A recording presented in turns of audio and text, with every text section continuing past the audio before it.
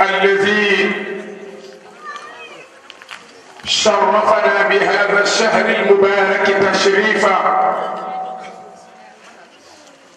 وعرفنا ما فيه من الخيرات والبركات تعريفا. سيدنا محمد الذي كان بكل الخيرات موصوفا،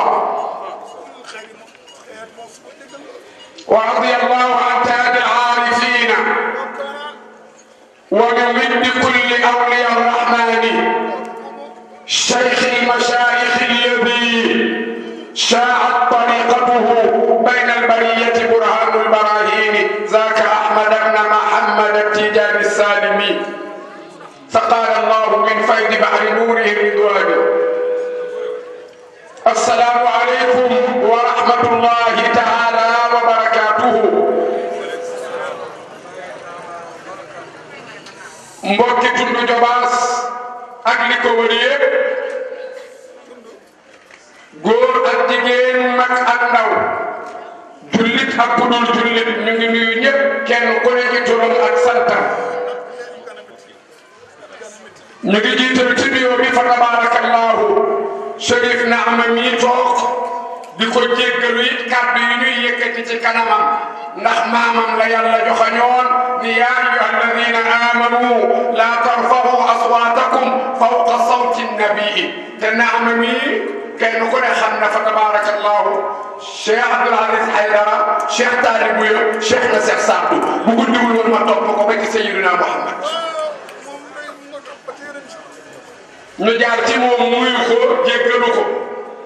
xam naa Abdoul Aziz fa tabarakallahu bala may nuyu sëriñ bi toogaayu Naama bii moo tax mu burde nii mu burde. dem naa ba mu yàgg ma ni Abdou de Tiwaawan la jël rek indi ko taseet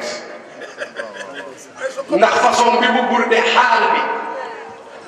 bi daf ciy am solo. léeg-léeg nit ki yëkkati xasida jëm ci rasulillahi sallallahu alayhi wa sallam, doonte yàlla lu ñu wax ci yonent bi rek neex na ko moom yàlla, lu ñu wax yonent bi rek neex na suñu borom, waaye nag pour mu dugg ci xol yi faaw muy génn ci xol.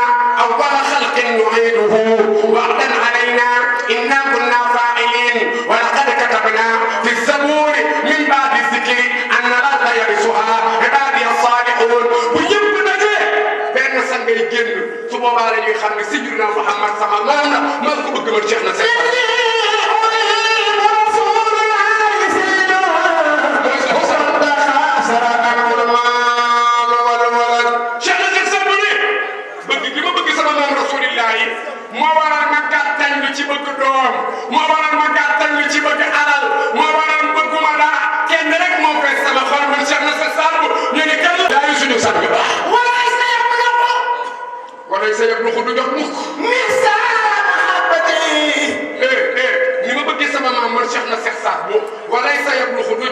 mi'shara mahabbati mbëggeel bi ma bëgg sama maam bu ñu ko defee fukki xaaj benn xaaj bi kenn ba dab fukkeel ba bul xawaanihu laaha nahnu aljadadu waxal ko déggu ma la bul xawaanihu laaha nahnu aljadadu cheikh na cheikh sar bu ne bëgg gi ma bëgg sama maam bu ñu dajale woon ñëpp ñu bëgg la ayatin li ulil albab alladina yazkuruna allah qiyaman wa qu'udan wa ala junubihim wa yatafakkaruna fi khalqi samawati wal ardi ربي وآدم بين الماء والدين معارفي تاج العارفين الظلام مفتاح الكنوز وختم كل للعين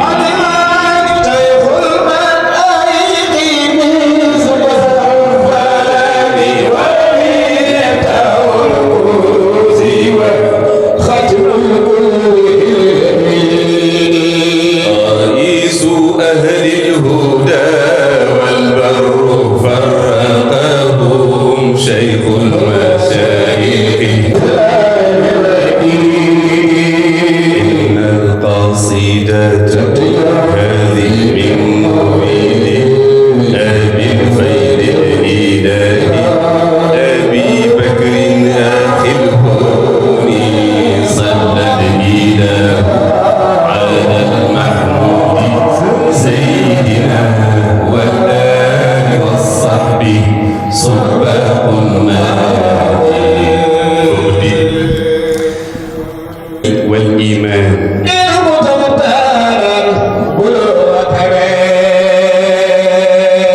رب العالمين ربنا بنعمته الألوان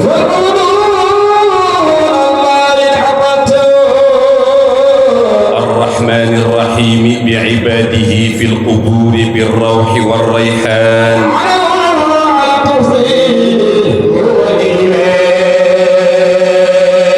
ملك يوم الدين يحكم على عباده بالعدل والإحسان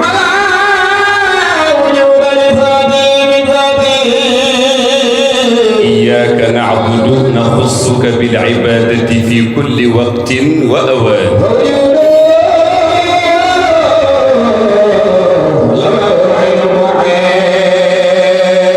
وإياك نستعين على الأعداء والنفس والشيطان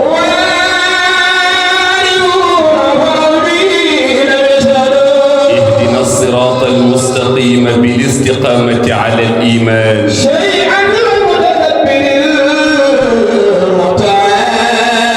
صراط الذين أنعمت عليهم من أهل الهداية إلى طريق الجنان غير المغضوب عليهم ولا الضالين أهل الكفر والطغيان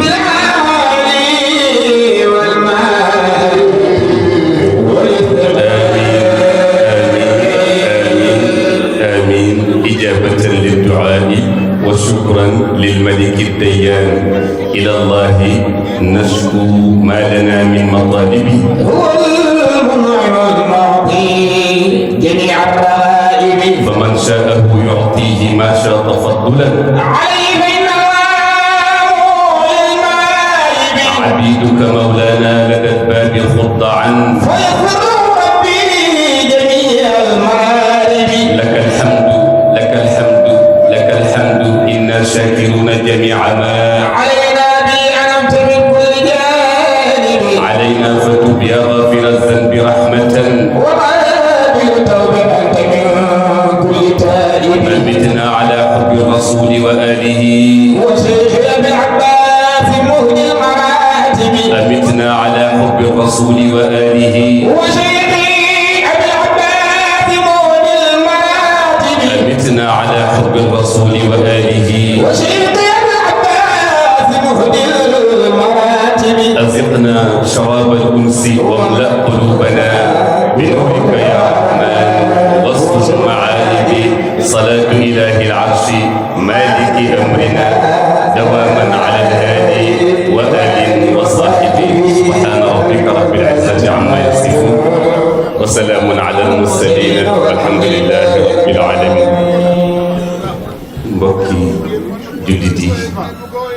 assalaamu aleykum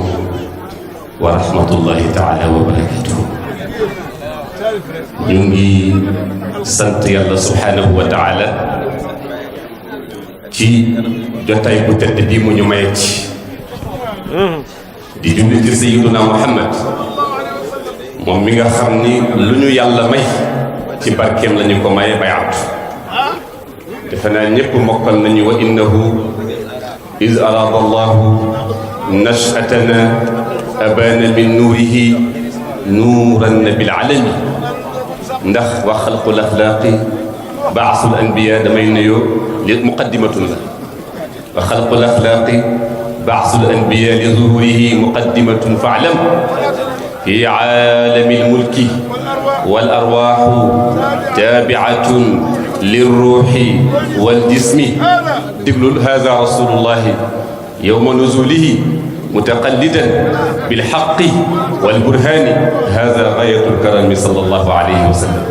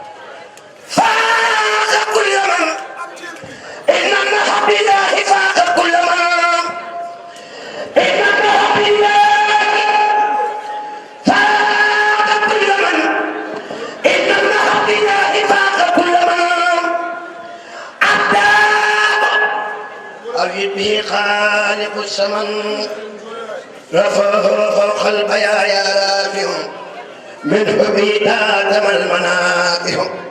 يا ربي صل بسلام تقبل مني به علي نعم الافضل بالآل والصحب سل الأمان يا من دفعني درك سيداني والشعب سيد أماني يا من دفعني درك سيداني يا ذا الوجود والبقاء والخدم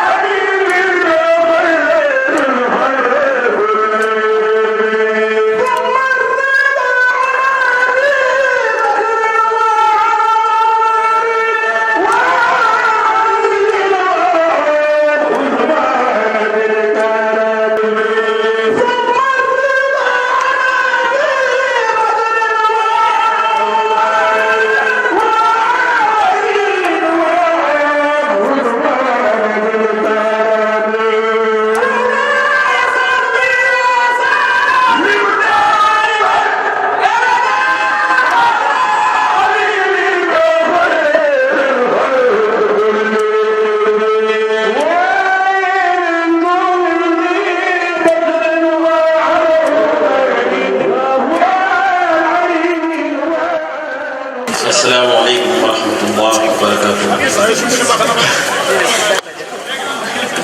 lii dafay diis lool ci man. ginnaaw bi ñu sant yàlla julli ci yonent yàlla Muhammad sallallahu alayhi wa sallam.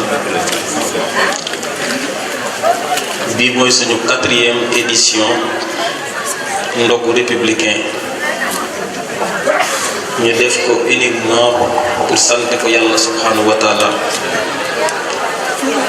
ak di ci julli ak di jéem a bëgg yonent yàlla Muhammad sallallahu alayhi wa sallam sama mu ngi jiital ci nuyoo bi Chérif Nama Aidara di suñu xarit di suñu ndëgër lay sa maam mooy suñu yaakaar àdduna ak àllaaxira fi naa say taalibe rek a fi nekk ñëpp say taalibe rek parce que ñëpp taalibe yonent bi sallallahu alayhi wa sallam Chérif yal na la yàlla fay yal na la yàlla may gudd fan ak wér loolu rek lañ la mën a ñaan parce que rasulullah mooy sa papa mooy sa maam di la wax ni nga ñaanal commune Tassette nga ñaanal Sénégal waaye nga ñaanal président Macky Sall bi mu yoree réew mi ba léegi ñu waa Tassette ñu ngi sant yàlla bu baax a baax a baax a baax donc Chérif jërëjëf li nga am tey ci ay gàllankoor yépp fonk waa Tassette fonk taalibe yi nga fi am waaye fonk doomu aadama moo tax nga toog fi di yàlla bind yonent bi ci gën mooy sa maam yow da ngay nekk buur ba keroog ba boo doon dund ñaar téeméer at fan ñetti téeméer at donc jërëjëf Chérif jërëjëf kontaan nañ lool man maire ak suñu conseil municipal bi ak toutes les populations de Tassette ñu ngi nii toog ñëpp a kontaan ci Chérif Nama Aidara ñu ngi lay sant di la gërëm sa teewaay dañ koy tiitaroo jërëjëf Chérif kontaan nañu lool di nuyu maam Ousmane parce que dañ koy xoole tey sëñ Babacar wala Abdou Aziz Sy Dabakh mu lay nuyu di la ziar di la wax nga waxal ñu sëñ Babacar kontaan nañu lool di suñu mag di suñu papa di suñu xarit jërëjëf maam Ousmane kontaan nañu lool xat-xati jamono yi ngeen toog fii lii lépp mënuñu daal mënuñu leen a fay ñun waa Tassette ñu ngi leen di sant di leen gërëm di nuyu sama xarit sëñ Njiri sëñ Jili ñoom moom ñoo bokk pap moom Thierno Birahim ci élection yi dafa tabax ci xaalis boppam forage tudde ko président Macky Sall tabax poste de santé tudde ko Marième Faye Sall ba pare may ko président de la République te ñun président la ñuy liggéeyal maanaam daf ñu jàppale ci réalisation yi ñuy def ci xaalis boppam donc sëñ Jili ñu ngi lay sant mais yamul foofu mu ñëw fii nga tabax fi kër gu taaru gee macha allah jëmmal dëkk bi tey ñépp a kontaan ci kër gi taseet di jël valeur ñépp a fi bëgg a am léegi terrain ndax yow ak Tafsir Abdourahmane Gaye mais ak ñeneen ñi mel ni yéen jox valeur dëkk bi tey ay ministre ñoo may ñaan ay terrain ay député ak ay directeur ba ci maire Vélingara bi toogoon fii di honorable député nee na ma fii laa bëgg a dëkk ça fait 1 an mu topp ma ci ma ne ko terrain yee pare mu ni moom te mooy maire Vélingara waaye fii la bëgg a dëkk moom bëggul dëkk Dakar ku dëkk Vélingara ak samay xarit ñoo xam ne ay ministre lañ ñu bëgg fii ay kër donc taset ngi sant yàlla maire Saly mu ma topp ak genn wàll ni ma moom dama bëgg a dëkk ci wetu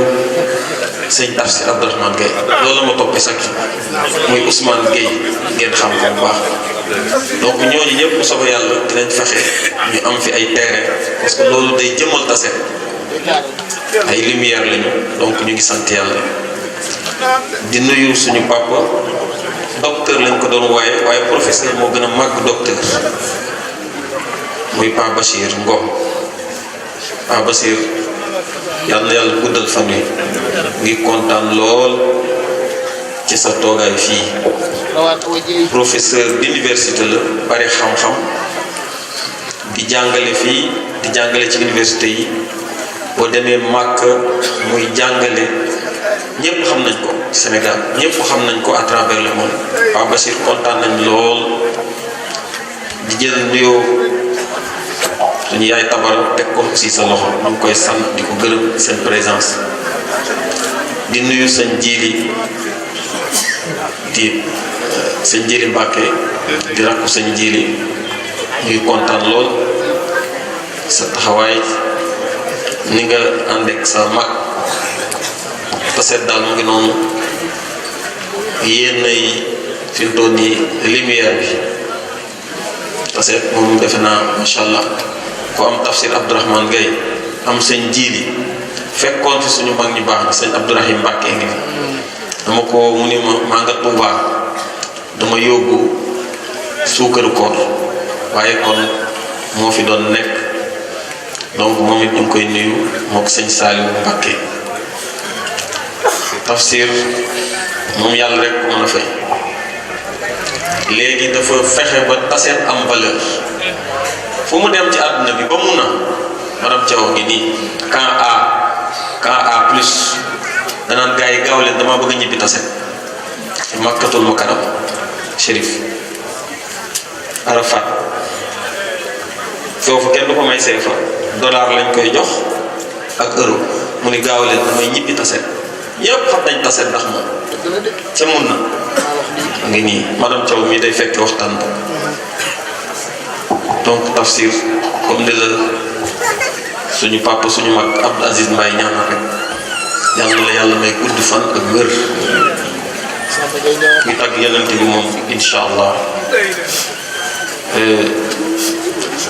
doo ñee kenn yonente bi comme wax nga ko ku koy tàgg loo bëgg ci àdduna di nga ko am ca bu ëllëgee di nga dugg ci àjjana yi gën a kawe donc ñu ngi lay sant di la gërëm di la wax ni jàmbaar dëgg nga tiital nga ci taset parce que kuy ñëw ba gis lii nga fi def jox nga valeur taset ñu ngi lay sant di la ñaanal yàlla di kontaan lool ci bis di beral nuyoo nag suñu papa bi ma ñëwee fu ñu tasee dama naan jox leen suñu papa Alaaji Mbàkke mu ñaan mooy ubbi lépp la ñuy def ci commune bi mooy ubbi lépp muy yëfu diine muy ca mairie ba lu ñu mën di def fii moom moo ñuy ñaanal laaj Mbàkke suñu tiitar nga sa taxawaay rafet na soxlaaloo ñu dara bëgguñu rek moo tax keroog ba may def passation de service PNDL moom mi moo ñëw ñaanal sëñ Alaaji Mbàkke mi alhamdulilah la ñu ñaanaloon macha allah ñaan nga nungu nag parce que président de la république kontaan na ci ba sant ñu félicité ñu donc macha allah jig nga ñu waaye sa ñaan nungu na jërëjëf Mbàkke yal na la yàlla may gudd fan ak wér di ñaanal nag ak di sant kilifa yi fi nekk yépp ku lim kilifa yi mënuma leen a bañ a tudd monsieur Kandji maa ngi lay sant di sant tous les chefs de village fi nekk di beral nuyoo nag sama collègue maire lañu et honorable député lañu mais yamuñu foofu assemblée bee nga xamante ni bépp loi bu di jàllale fa lañ koy jàllale ñii ñoo ko yor ñii ñooy xol assemblée nationale Cheikh Seck di maire de Ndindi di président commission aménagement du territoire moom ak ñoom nguur yi di président aussi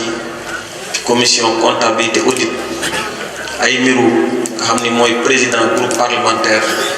ñoom ñëpp ñu àndandoo ak le président de la convergence de tous les éleveurs te tase dëkku sàmm la ak bay pël yaa ngi nii toog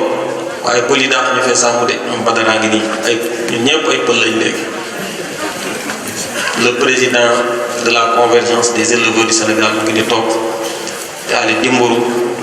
di député ba pare di président de conseil départemental de Ranérou maa ngi leen di sant di leen gërëm mënuma leen a fay yal na leen yàlla fay Cheikh yal na leen yàlla may gudd fan wér ndomboy tànk yi gën a yokk kontaan na lool waa Tassette kontaan nañ parce que lii may sant yëpp waa Tassette la waaw waa Tassette ñoo leen di sant ñu ngi lay sant Cheikh ak sama mon ami sama grand frère nga damay jóge sama bureau dem bureau assemblée ñii ñooy président yi ñii ñooy xooli assemblée ñoo may conseiller ñëpp bureau mooy siège ba bureau Cheikh Seck mii bureau mooy siège ba fa laay dem ñoo may jox ay conseil parce que ku nekk xam na ni meeru Sénégal yi seen bëgg-bëgg dafa bari yenn saa yi xaalis bi xaw a tàggati waaye moo ci topp ànd ak équipe ba yi bloqué woo yépp ñëw bu ñëwee ñu sottil ko maire yi buñ ko joxee maire yi ñu yóbbu ko ci askan donc lépp day delluwaat askan donc yal na la yàlla fay kontaan naa lool ak Aliou Dimbourou di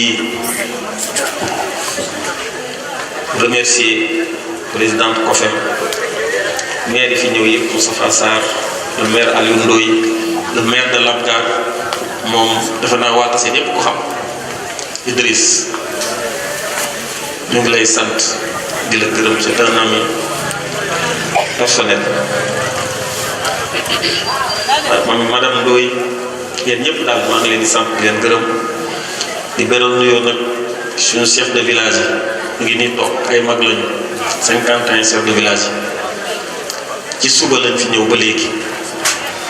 yéen a représenté maire représenté président Macky Sall lépp yéen la ci commune guddi ak bëccëg néeg yaa ngi daanu yéenay taxaw bu mu ngelaw amee yéenay taxaw yéen a fi nekk guddi ak bëccëg ñu ngi leen di sant di leen gërëm yéen ak imam yi imam Diaw nga ne toog imam yi wàcce nañ fi tey fukki kaamil ak ñeent pour ñaanal Tassette ñaanal réew mi ñaanal président Macky Sall ba 5 ans yi mu commencé ko bismillah rahmaan rahim lépp lu mu yéene parce que loolu laa yéene ci dëkkee bi ci kaamil ñaanal président ba mu réussir 5 ans yi fast track bi mu ko bëggee juróomi at dafa gaaw waaye bu ñu ñaanalee rek moom sëñ Jiile Cheikh Naama Aydara moom sëñ Basiru defe naa incha allah li mu bëgg ci juróomi at yi yàlla dina ko def mooy defar Sénégal kese bu leneen sëñ Jiile donc ñu ngi gën a sàkku ci ñaan ngeen gën a ñaan président Macky Sall di remercier tous les militants responsables politiques yi Tassette juróom fukki dëkk la ak benn ak juróom benn fukki amoo ak ñeent muy téeméeri dëkk ak fukk ak juróom ñépp a ngi ni toog ñu ngi leen di sant di leen gërëm may sa Diouf yaa ngi ñi nga àndal yépp ñu ngi bokk def vraiment kontaan nañu lool ci seen taxawaay lii moom dafay wane ni rek da ngeen a bëgg Tassette ñun nag amul dudul Tassette amul dudul Sénégal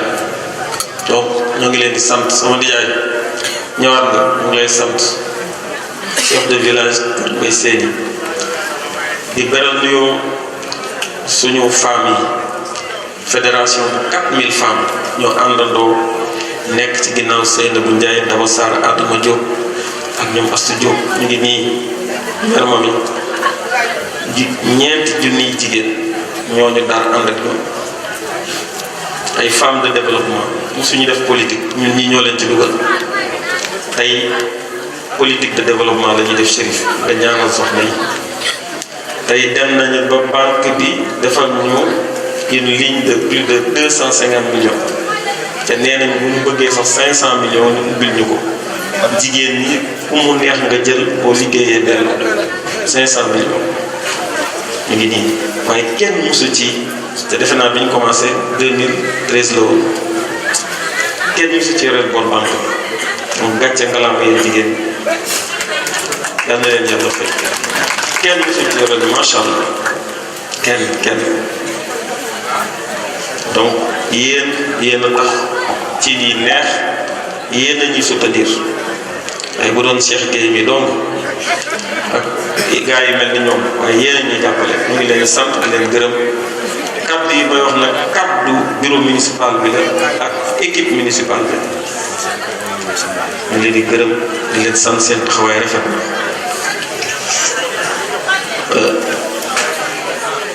di nuyu aussi di féliciter la jeunesse parce que jeunes yaa ngi nii mosuñu def politique bu ñu rombaat mairie bi sax dañuy dumóoyu tey ñoom ñépp ñu ngi def politique de développement maanaam di rayante guddeeg bëccëg seen njiit mi xam na lu mu ci xam parce que léegi avant mu fiy dëkk lu fi xew ci réew mi mu ngi taxaw gis na ni jeunes yi taxawee Darma ñuy ànd di liggéey commune bi ñu fekkoon fi ay problème yu bari waaye yàlla dimbali nañ ci yéene bi ñu am ak seeni ñaan yéen Alaaji Mbàkke tey defe naa ni commune bi am na fu mu nekkoon waaye am na fu ñu egg chaque jour suñu Maguette Ndiaye bu Kër Mbaye Séni da koy wax kenn xamu ko woon ci politique waaye foo fekk mu ngi ñaan ndax lan dafa bëgg rek ci ni commune bi di doxee parce que ku nekk sa commune nga am honorable député mi Cheikh Seck fi doon yi ndindi lu nekk la fay def mu ngi nii bu jógee fii fa la jëm donc ñu nit Tassette la ñam ñu ngi góorgóorlu xam naa melaguñ ni ndindi nag waaye ñu ngi góorgóorlu honorable melaguñ ni Ranérou aussi mais ñu ngi góorgóorlu di beral nuyoo aussi seen Abdou Aziz Mbaye ak ñoom àndal ñëpp tey defe naa ñëpp la seen xol yi tooy xepp ndax tagg yi ñu tagg maamu Chérif yonent bi sallallahu alayhi wa sallam vraiment kontaan nañ lool ñu ngi daal ci gàttal ak sa délégation bi nga àndal sama xarit Boga vraiment ñoom ñëpp a ngi nii ñoom Younous Ka tey bi nga nee da ngay ñëw ñoom ñëpp Oli yaa ngi nii toog Chérif Naama ngi nii donc tey ñëpp a kontaan si macha allah di beral nuyoo aussi la presse commencé ci RTS ak yeneen organes yëpp tey ñu ngi foon kontaan nañu ngeen remercier ñu le directeur général di suñu collègue maire aussi c'est un maire Racine vraiment kontaan nañ trop ci ngeen fi neewee ak toute la presse FM TFM ñëw na Sud FM Sen TV Walfadjri Dakaractu mu ngi nii ak Diop ñëpp ñëw nañ tey vraiment pour couvrir donc ñun daal amuñ seen fay ñaanal rek lañ leen mën a def dal na leen yàlla fay di tëjee nag ci conseils municipaux yi seen taxawaay rafet na parce que nag lépp luñ fi développé 2014 ba léegi ci ñeenti at yi jëm juróomi at ñoom lañ ko àndal ñoo koy voté guddi ak bëccëg donc ñu ngi leen di sant di leen wax ni de ñu ngóor seen a ngi ni toog Boubacar Sow Badara Mbow ngi nii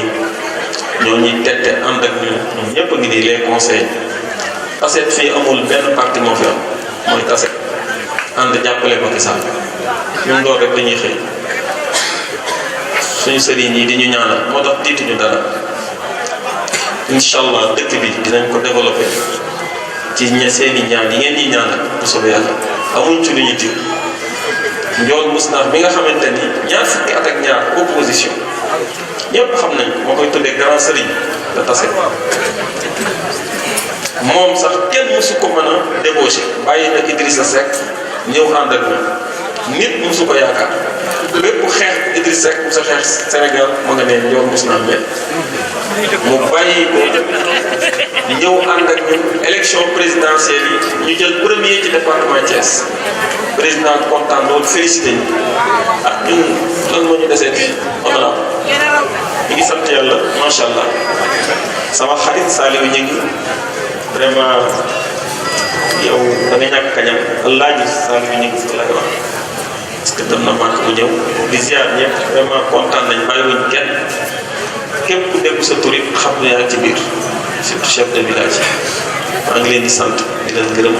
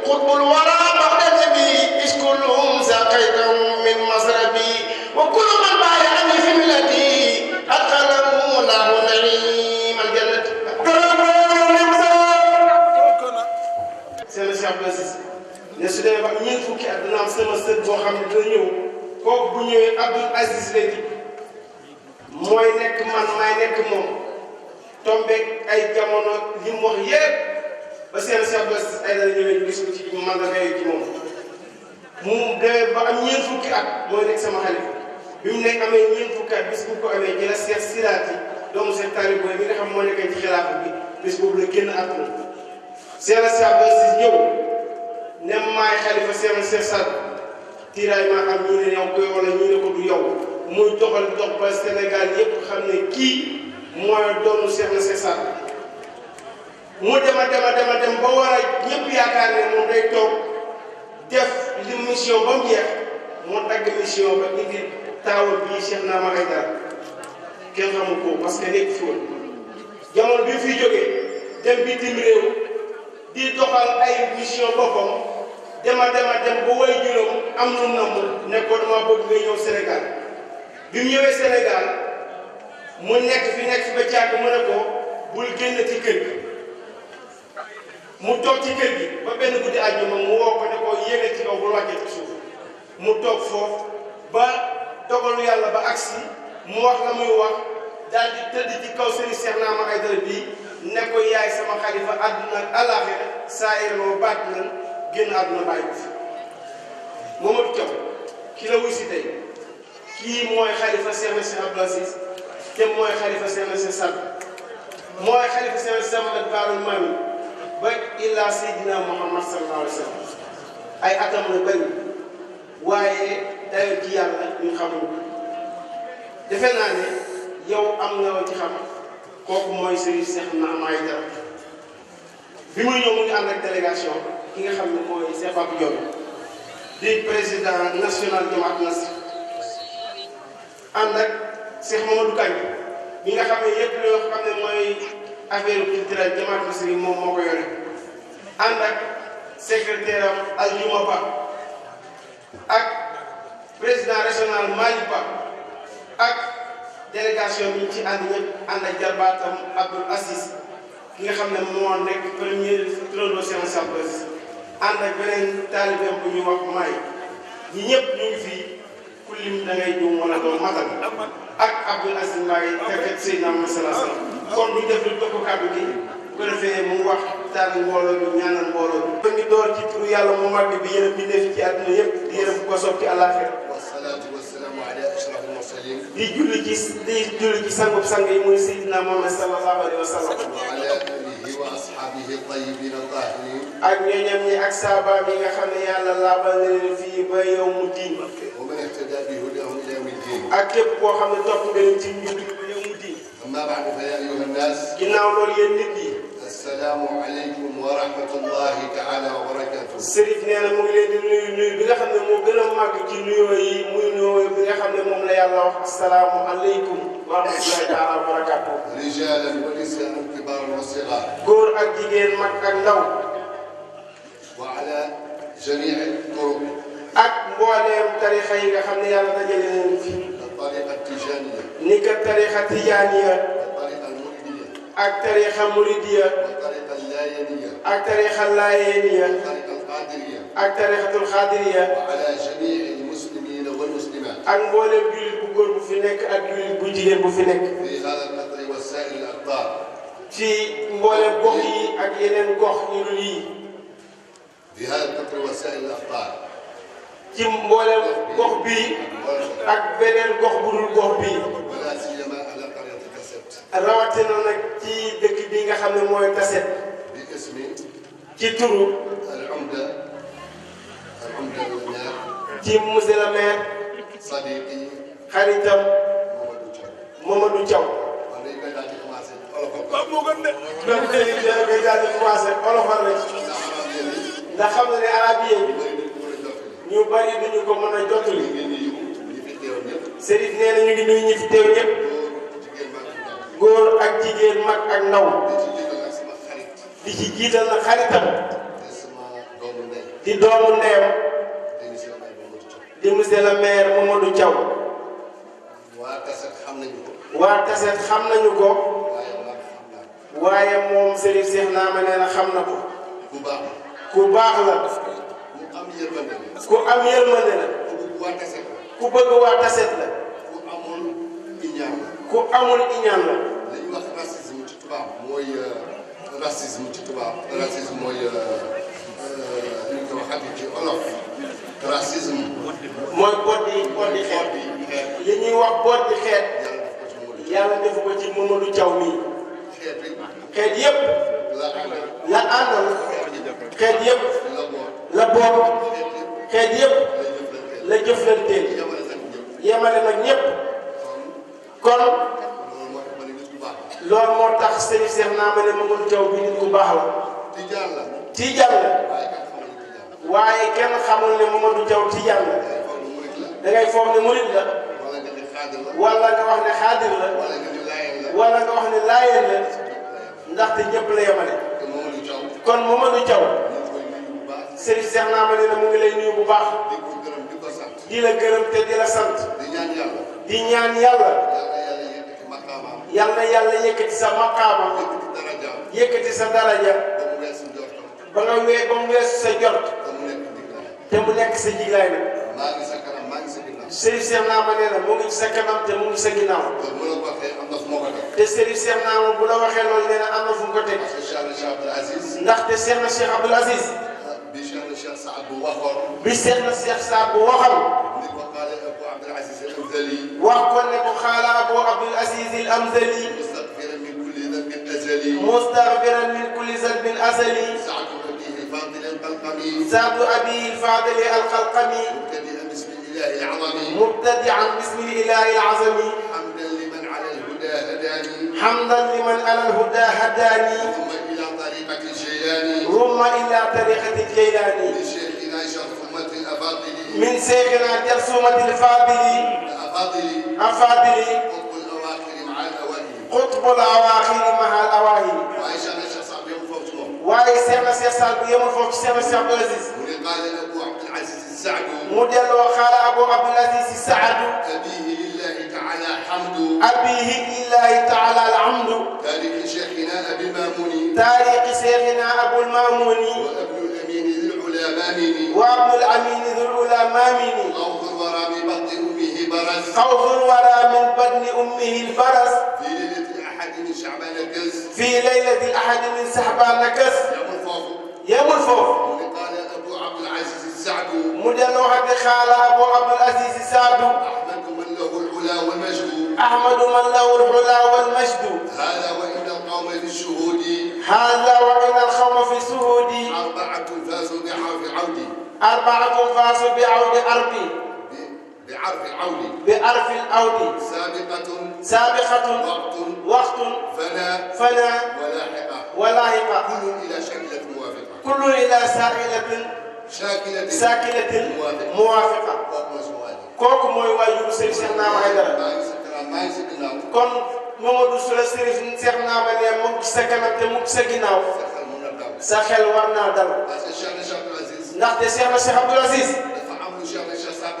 dafa am lu Cheikh na Cheikh Saad wax ci moom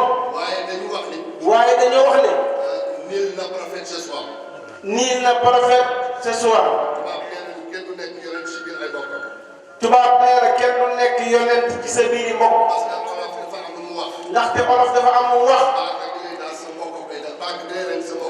paaka bi la war a leen di sa mbokk koy daas jox la Cheikh na Cheikh Abdoul Aziz mooy caatu Cheikh na Cheikh Talib Bouya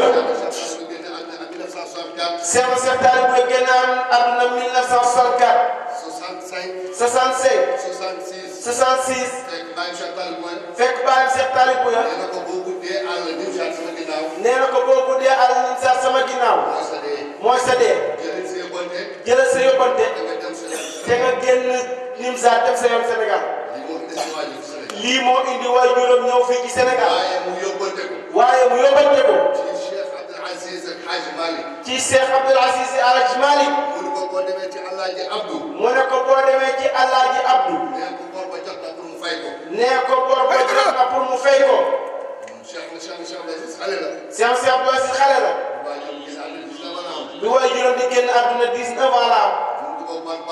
mu ne ko boobu ban bor la mu ne ko sa yoon newul ci lool boo demee Sénégal waxam ma lool nee na bi mu ñëwee mu daal di ñëw ba Louga jël foofu yaayam soxna Aïssatou doomu Mouhamadou Maalo doomu Mouhamed Fadal doomu Hassana doomu Cheikh Samal Fadal mu mu daal di jóge foofu. daal di ñëw Tiwaawan. ñëw Tiwaawan. fekk foofu. fekk foofu. fekk fa maamam Alaaji Abdu. nee na bu ñëwee. jamono boobu Sénégal melagul comme nii. foo gis rek dañ fay def ay sàkket yu sarale. nee na mu waxtaane bi man de Cheikh Abdou Aziz laa soxla woon. moo ko Alaaji Abdu. Alaaji Abdu ne ko na ñëw. mu ñëw. mu ñëwaat ak moom. mu ne ko foo jógee. mu ne ko Nimsaat. mu ne ko kuy sa baay. mu ne ko Cheikh Talib bu yor. nee na Alaaji Abdu jóg taxaw. mu ne ko mbaadu gor ba nga jël si. Cheikh Abdou Aziz ne ko ban bor. mu ne ko dafa am bor boo xam ne dama koo am lan teeg Cheikh Talib bu yor. ca Gueule Tapée. mu ne ko bor boobu laa jël si. mu ne ko lii firnde bi. mu ne ko am na lettre bu ma jox rek lettre bi moo nekk firnde bi. mu daal di koy jox lettre. mu jàng lettre. mu ne ko ah sama doom. li mu wax danaa ko def. waaye li ma lay xamal. fekk amuloo ñeent fukki at ak juróom.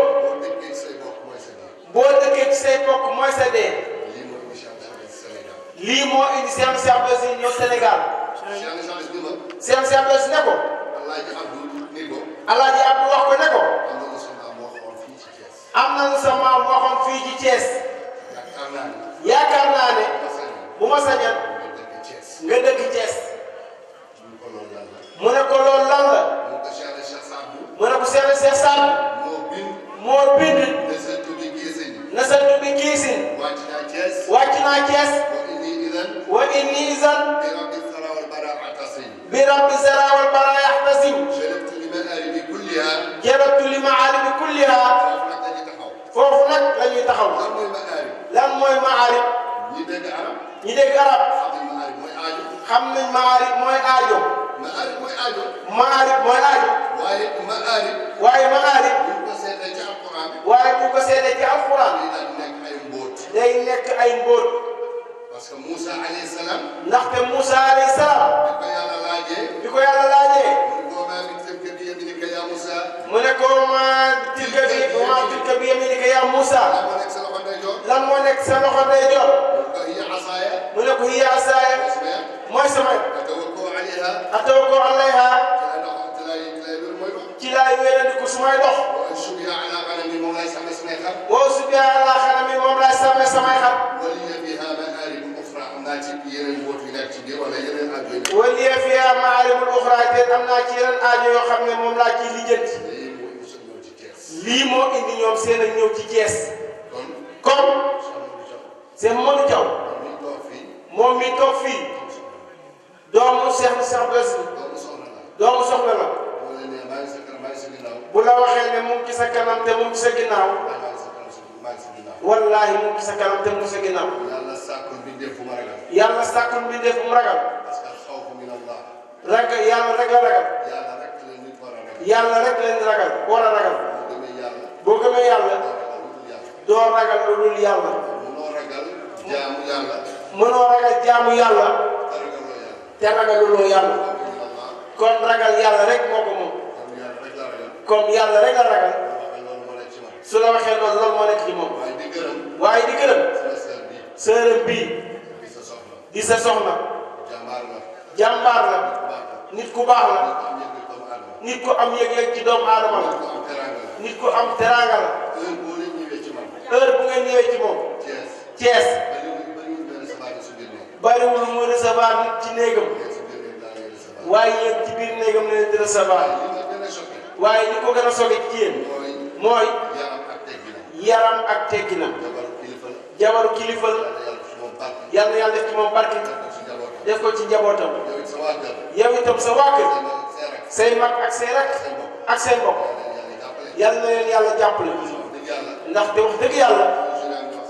toujours yaa ngi koy wax jàppale boo xam ne ñu ngi la koy jàppale. nee na nag nuyoo mënta yem foofu. il faut mu nuyu kilifa diine yi. sang yi fi toog di sëñ Jili Mbàkke di sëñ Jili Mbàkke ak doomu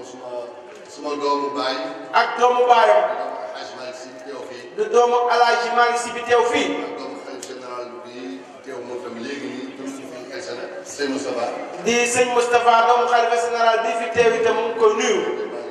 ñoom ñëpp sëriñ Cheikh Naama nee na mu ngi leen di nuyu ñëpp gën a rafet di nuyu association femmes yi nga wax ne nee na ñoo ànd ak ñoom di la jàppale di nuyu association femmes yi nga xam ne ñoo ngi fii di jàppale Mamadou Thiaw parce que ku la jàppale moo la jàppale ndax ku jàppale Mamadou Thiaw sëriñ Cheikh Naama nga jàppale yàlla jàppale kon yal na leen yàlla jàppale di nuyu délégation bi ma àndal di nuyu délégation bi ma àndal président Papa Dior bu jamaatu nasrul Qadiriya di président Papa Dior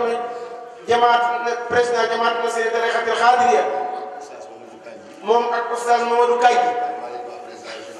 ak Malick Ba président régional bu Thiès ak Cheikh Malick Ba président daayira Tassette moo ñu teewal fii ñu la koy teel di la ko dénkaat toujours pour nga jàppale ko di wax ay mbokkam nag di wax taalibe pël yi amul lu sut Mamadou Thiaw na ngeen ko jàppale ko jàpp ko ànd ak moom ñu jàppale ñoom ñëpp président ndax Mamadou Thiaw bi nitam la di nuyu nag benn taalibe boo xam ne koo réeral di honorable député Aliou Diomboul moo ngi fii toog Gouraneeru moom ak Cheikh Naama ñoo bokk soon bi ko yàlla jàppale di ko gërëm di ko sant mën naa nekk bañ a nekk dëgg waaye tànk fu mu bëggul du fa dem kon ñu ngi lay gërëm bu baax di la sant di la dénk nga jàppal ko doomu ndeyam bii ngeen jàppante bu baax ndax ñu ñëpp ñoo bokk lépp ginnaaw loolu day daal dénkaane rek li Cheikh Sarr bu waxoon ci wàllu àdduna moo tax mu doon laaj ku dégg arab pour mën koo firi Cheikh Sarr bu dafa wax ne tabban li taalibe dunya yow yaa alku yow mi wut àdduna wala yow mi fi nekk di wut alalu àdduna alalu àdduna ne wut ko amul benn mujj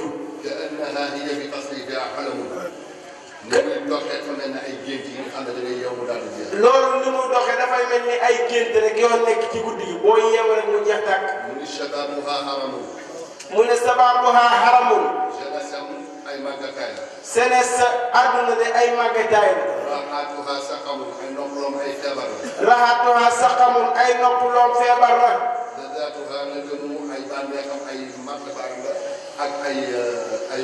te itam ay bànneexu àdduna day ay rëccu kese lay mujje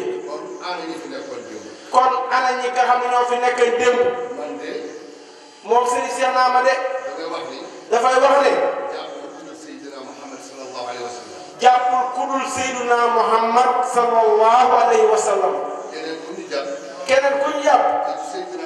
te du Seydina Muhammad jàpp ñu fa ñu war a jàpp déedéet dafa dem umra jamono Abdoulaye Wade yóbbu woon ko ñu ñëw seen hôtel ci Madinatul Munawwara am benn arab bu xaw a yéeme mooy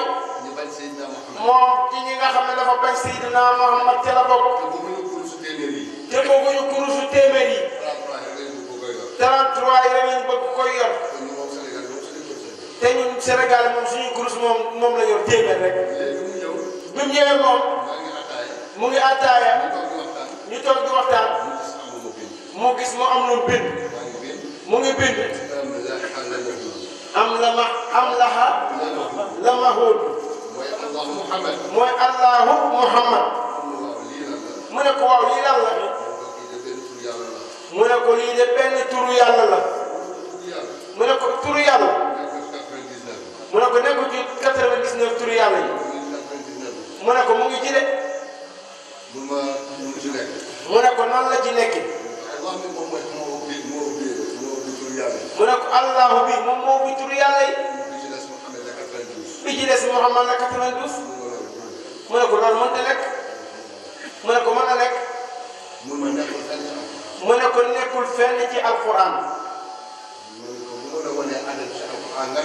mu ne ko su ndax su ma la wanee adat bi ci alquran di ko nangu mu ne ko waaw mu ne ko allahu ñaata la mu ne ko 66 mu ne ko Mohamed ñaata la mu ne ko 92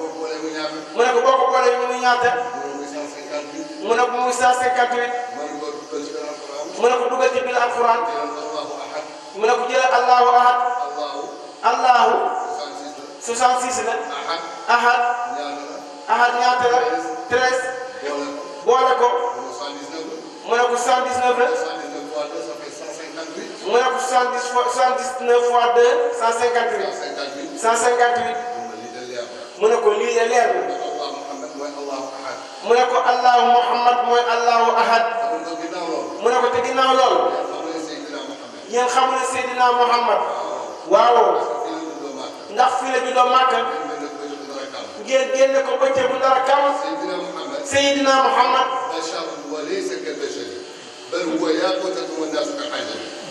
mbindeef la moo xam ne melul ko mbindeef yi waaw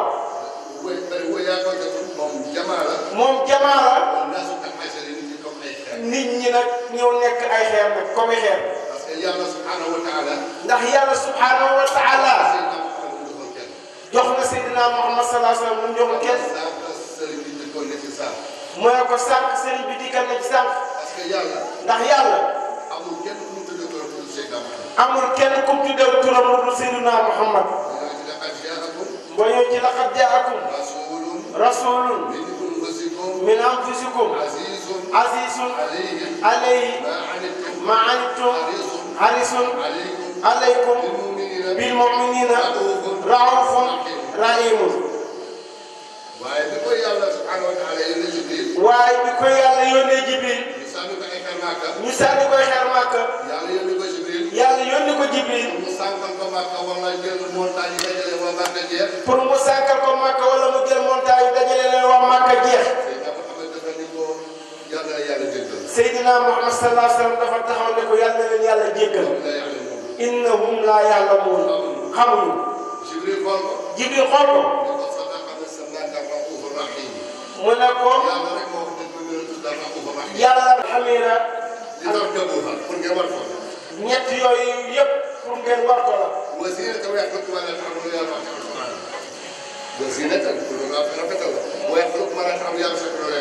mu ne loolu yëpp la rafetal la te yàlla sàkk na loolu leen xamul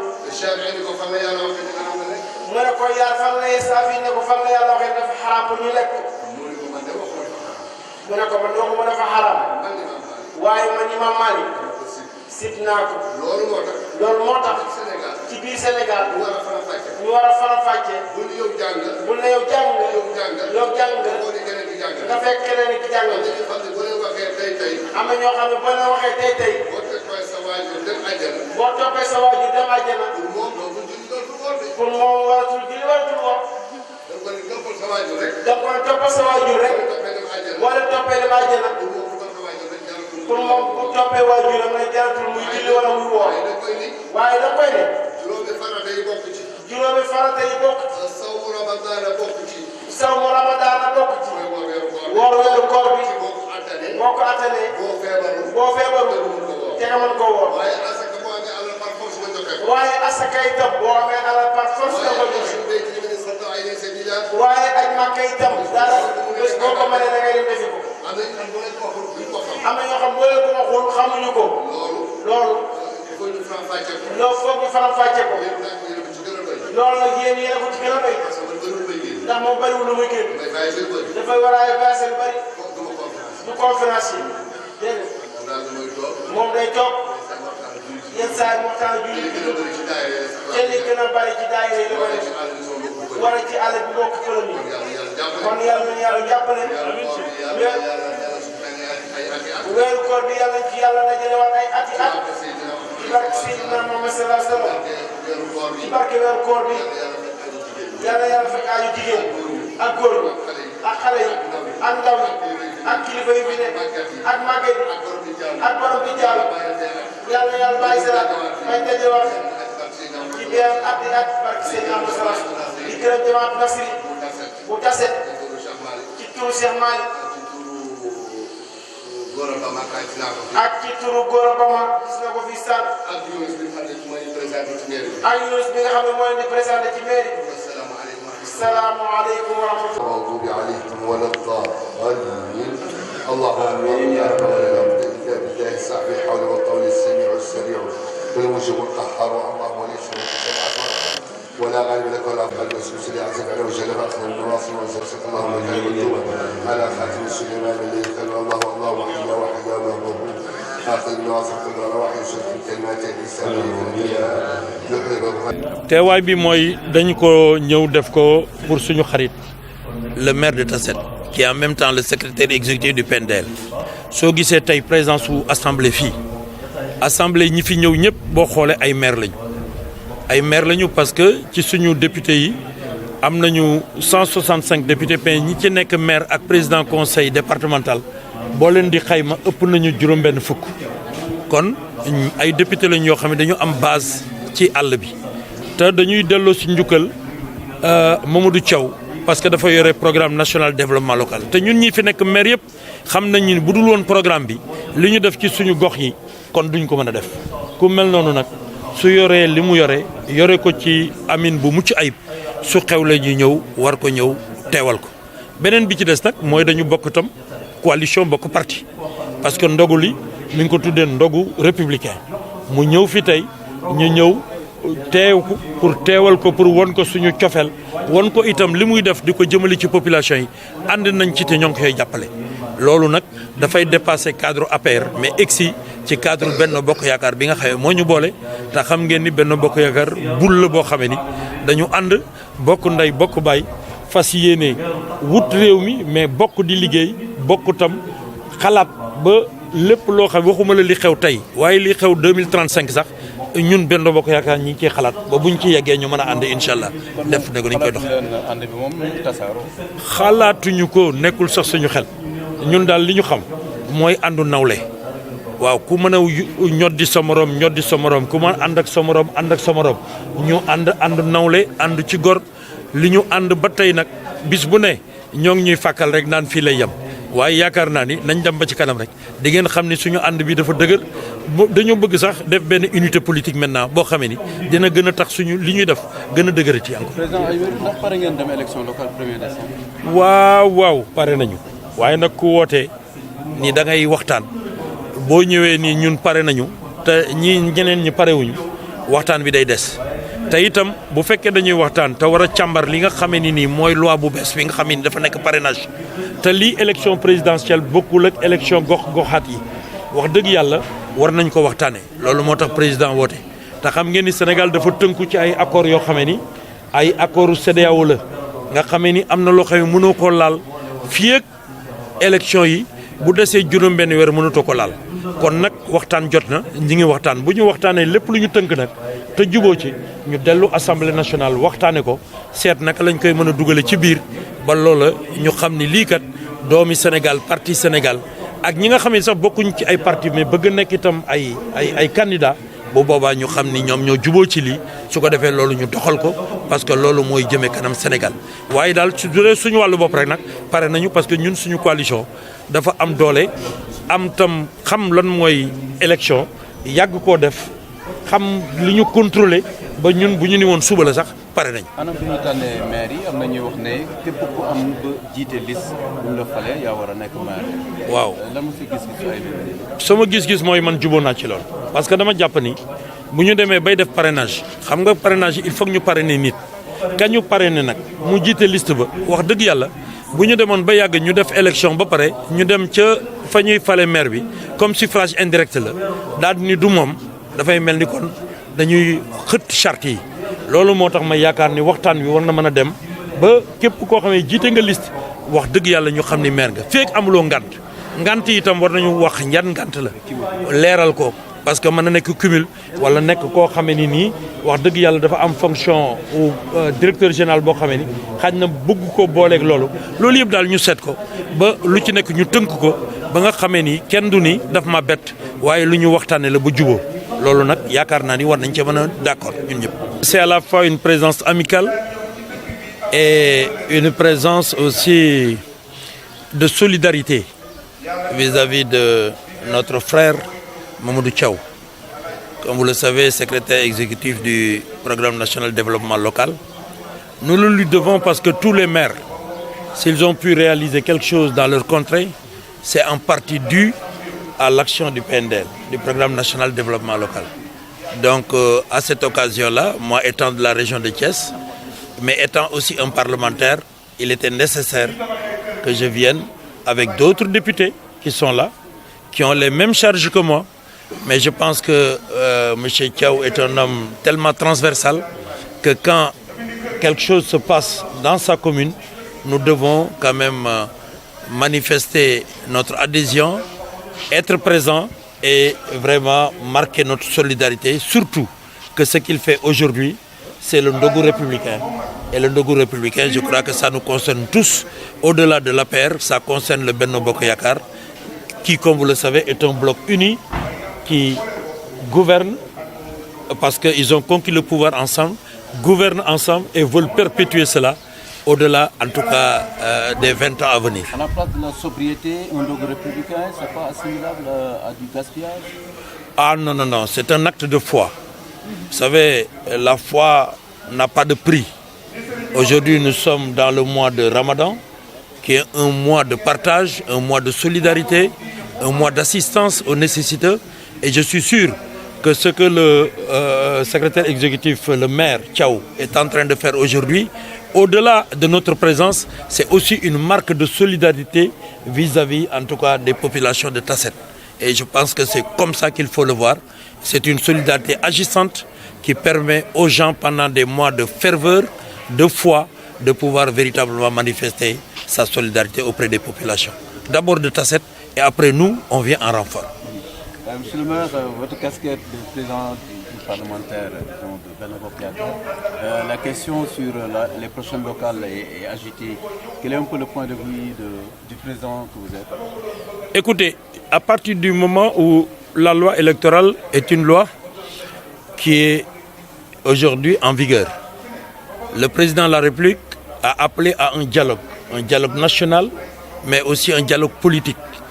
Ce qui dicte le dialogue politique, c'est que vous savez que nous sommes aussi tenus dans le cadre, en tout cas, d'accords que nous avons au plan africain, au plan sous-régional. On ne peut pas toucher les codes électoraux à 6 mois des élections. C'est la raison principale pour laquelle on veut accélérer le processus, le dialogue politique. Alors je pense que maintenant, quand vous appelez un dialogue, vous devez être ouvert et attendre à ce que toutes les propositions soient là pour que nous puissions décider de quelque chose. Certes, les élections locales ont été programmées pour le 1er décembre, mais aujourd'hui, aucune date ne peut être avancée tant que le dialogue n'a pas, en tout cas, débouché sur un consensus le plus large possible qui puisse permettre, évidemment, aux uns et aux autres d'apporter peut-être les corrections que nous souhaitons apporter dans le cadre de la loi sur le parrainage, parce qu'appliquer la loi sur le parrainage sur les présidentielles n'est pas la même chose que de l'appliquer au niveau des locales. Les vérifications, qui doit le faire? En même temps, faire un peu un diagnostic du bilan de la présidentielle et apporter les corrections, parce qu'il n'y a que l'œuvre de Dieu qui peut être une œuvre parfaite. Une œuvre humaine a toujours besoin de perfection, et c'est à ce à quoi le dialogue devrait déboucher pour nous permettre d'avoir un calendrier consensuel, mais aussi une démarche consensuelle qui puisse nous permettre d'aller vers des élections qui soient des élections paisibles, qui soient des élections acceptées par tout le monde, enfin à la lumière de l'élection présidentielle qui a été une élection transparente et saluée du monde entier. Le choix du maire à travers le suffrage direct, qu'est-ce que cela vous inspire? Encore une fois, c'est le dialogue qui dira ce qui va être retenu. Mais si vous me demandez mon avis personnel, je crois qu'à partir du moment où on fait un parrainage, à partir du moment où le parrainage est étendu à l'ensemble des élections, je considère que la tête de liste majoritaire,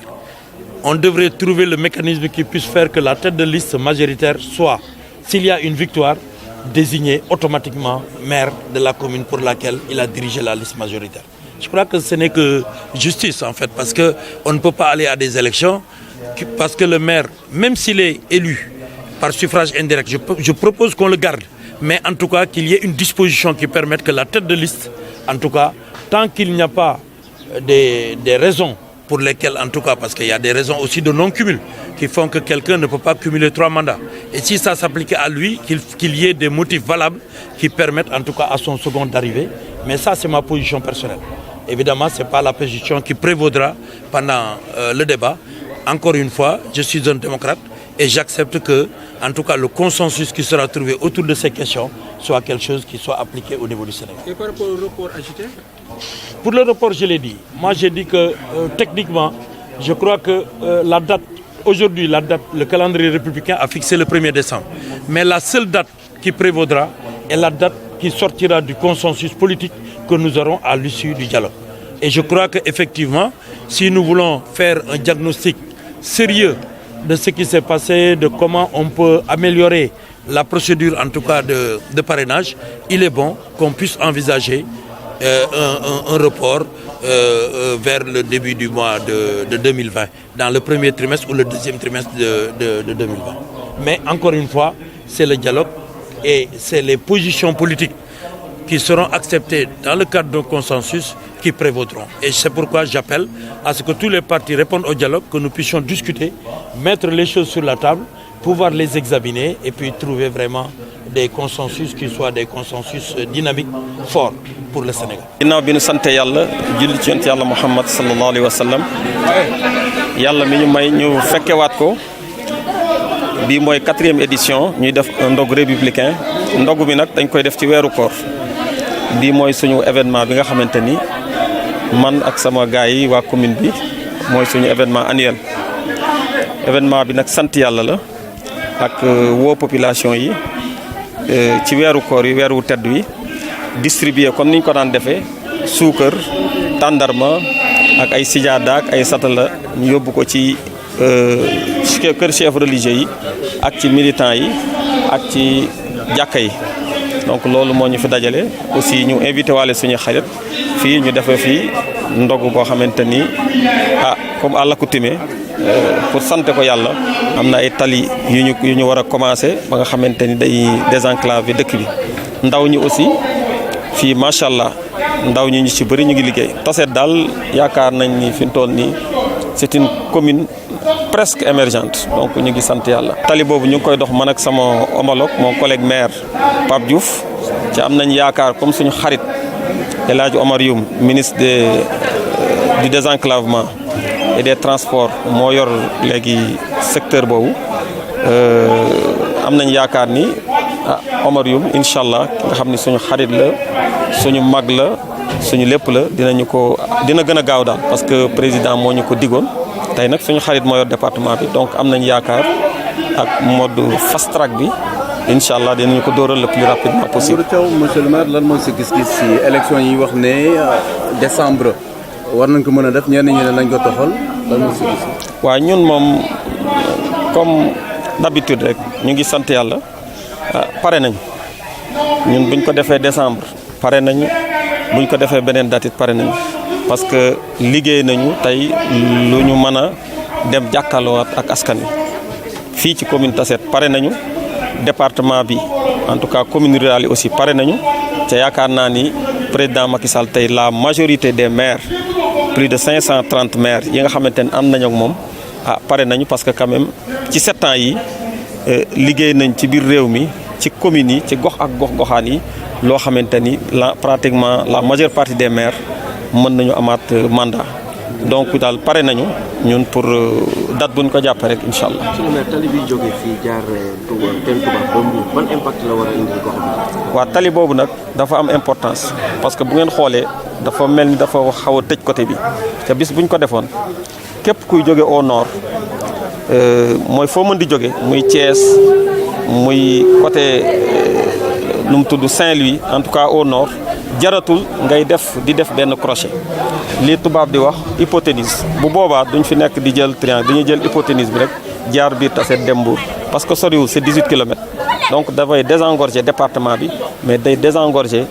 toute la région de Thiès donc tali bi vraiment dafa bis en tout cas bis bu bis bu ñu ko defaree incha allah ci ñu ngi ñaan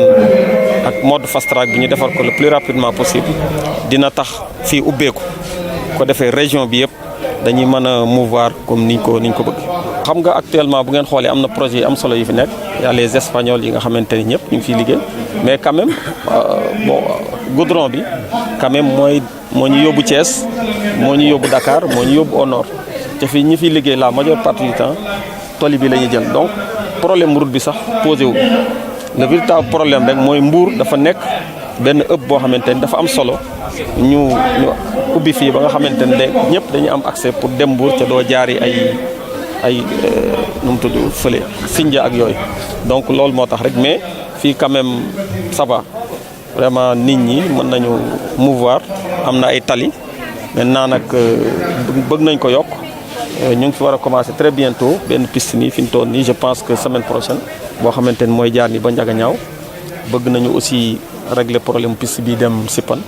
balaa taw bref daal bëgg nañu désenclaver bu baax a baax commune bi ba nga xamante ni li ñuy bay ak liñ fi liggéey ak yëpp dina gën a mën a yomb transporter pour mu egg fi mu war a egg. kon mën na jàpp ni candidat nga pour beneen mandat pour mën a matale liggéey boobu yëpp. waaw ñun équipe lañu rek dañuy àndaat muy 2019 décembre wala beneen date incha allah dañuy àndaat gagné continuer suñu liggéey bi parce que dañoo nekk ci mission ñun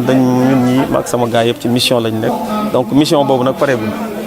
waaw bu dee dafa am ñoo xamante ni daal dañoo kii nañ xaar ba ci kanam te ñun suñu mission daal pareeguñ te incha allah dinañ ko continuer ñun nag dañuy ñaan élection yi ñun li ñu gënaloon suñu def ko décembre pare ci benn yoon waaw pare nañ bu doon subaat pare nañ. Français monsieur le maire, un ndogu républicain, c'est maintenant une tradition à Tassette, la 4e édition. Qu'est-ce qui est visé? Merci. Comme à l'accoutumée, donc c'est la 4e édition de notre ndogu républicain. Cette rencontre permet aux populations de Tassette de se rencontrer, de partager des moments pendant ce mois béni du mois de Ramadan, qui est le mois de Ramadan. C'est aussi l'occasion de distribuer, comme chaque année, des dattes, du sucre, des nattes et des bouilloires dans les mosquées, chez les chefs religieux et les militants d'une manière générale. Donc c'est une rencontre cordiale qui nous donne l'occasion avec nos différentes populations de nous entretenir, de manger ensemble, boire ensemble et voilà. Vous avez aussi demandé au débutement de Tassette, Tel Toubab, quel serait l'impact de cette route? Voilà, tout à fait. Avec mon homologue, le maire de campement, donc on a vu notre ami El Hadj Omar Youm, le ministre du désenclavement et du transport. Et Inch'Allah, il nous a promis, et je sais qu'il le fera, parce que c'était son souhait quand il n'avait pas ce département. En tant que MDC à l'époque du président de la République, il avait porté ce dossier. Donc aujourd'hui, on lui donne le département. Donc nous pensons que, Inch'Allah, avec ce mode fast track, très bientôt, la route sera un mauvais souvenir. Un bilan reluisant après 4 ans de magistère, vous êtes prêt à, disons, à mériter à nouveau la confiance de Tassette? Oui, ça va. Bon, aujourd'hui, nous sommes une équipe. Je suis le maire et son équipe. Quand même, on a fait des réalisations dans cette commune. On sait où on avait trouvé la commune et aujourd'hui, quand même, on a fait un pas. Parce qu'à Tassette, aujourd'hui, il n'y a pas d'abri provisoire. On a construit 2 postes de santé, une maternité. On est en train de construire un stade. Il y a un nouveau hôtel de ville. Il y a beaucoup de jeunes qui ont des emplois. Bref, je pense que aussi le social, parce que je l'oublie à chaque fois. On fait beaucoup de social dans la commune. En tout cas, on est à la mode fast track. La population, quand même, la commune de Tassette a fait un grand pas. Donc aujourd'hui, nous pensons que nous pouvons, en tout cas, on peut demander un 2e mandat, moi et mes amis, pour continuer ce qu'on est en train de faire. Parce qu'il y a des travaux qui sont achevés, mais il y a des travaux en cours. Et nous aimerions, avec l'ensemble des parties prenantes, Inch'Allah, continuer ce travail. Êtes-vous pour le respect du calendrier républicain, le maintien des élections au 1er décembre ou bien pour un report? Bon, nous sommes prêts. Donc maintenant, c'est aux différents partis, avec le dialogue qui est en cours de décider. Mais en tout cas, nous, à Tasset, nous sommes prêts à aller sur le terrain et nous pensons que nous aurons, Inch'Allah, les populations. Avec tout ce qu'on a fait, nous renouvellerons leur confiance. Que pensez-vous de la proposition du maire de Guédiawaye qui demande à ce que le maire soit connu avant même les élections? Moi, je suis pour le suffrage universel. Parce qu'aujourd'hui, le suffrage direct. Parce que je pense que c'est mieux. Dans certaines communes, parce que je ne peux pas imaginer quelqu'un qui est tête de liste majoritaire et in fine, il n'est pas maire. Et souvent, il y a ces cas-là avec des communes, etc. Donc, je pense que, parce que moi-même, j'ai discuté avec Aliou Sall, M. Aliou Sall, le président de l'association des maires du Sénégal, nous sommes un petit groupe, et nous lui avons proposé, s'il y a possibilité de faire un suffrage direct, comme ça la tête de liste majoritaire